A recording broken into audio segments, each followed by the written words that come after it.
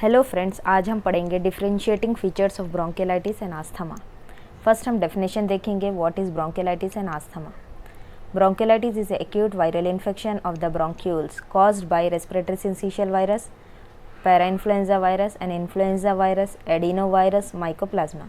ब्रोंकियलाइटिस दरअसल acute viral infection है bronchioles का जो respiratory syncytial virus, parainfluenza virus, influenza virus, adenovirus and mycoplasma से होता है। जबकि asthma is a chronic inflammatory disorder है caused by hyper-responsiveness to certain stimuli resulting in recurrent airflow obstruction। ये chronic inflammatory disorder है जिसमें certain stimuli like dust वगैरह से hyper responsive होती है बॉडी, जिससे एयर फ्लो में बार बार recurrent obstruction होता है। इसमें wheezing होती है, ये पेशेंट्स में breathlessness होती है, chest tightening होती है एंड coughing होती है।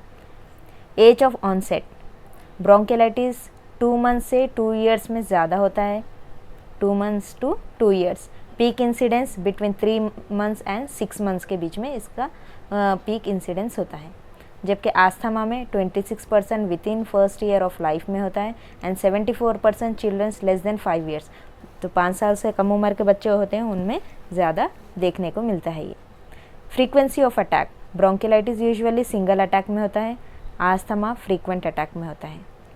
Family history of allergy and asthma bronchiolitis में इनफ्रीक्वेंट होती है, जबकि आस्थमा में एलर्जी और आस्थमा की जो फैमिली हिस्ट्री होती है वो प्रेजेंट होती है, फ्रीक्वेंटली प्रेजेंट होती है।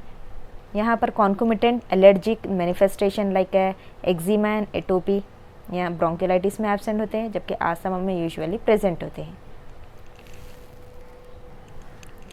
रेस्पॉन्स टू कॉर्टिकोस्टेरॉइड एंड ब्रोंकियोडायलेटर्स ब्रोंकियलाइटिस में जो कॉर्टिकोस्टेरॉइड एंड ब्रोंकियोडायलेटर्स का जो रेस्पॉन्स होता है वह नन होता है, जबकि आस्थमा में कॉर्टिकोस्टेरॉइड्स ब्रोंकियोडायलेटर्स देने से इम्प्रूवमेंट होता है पेशेंट में।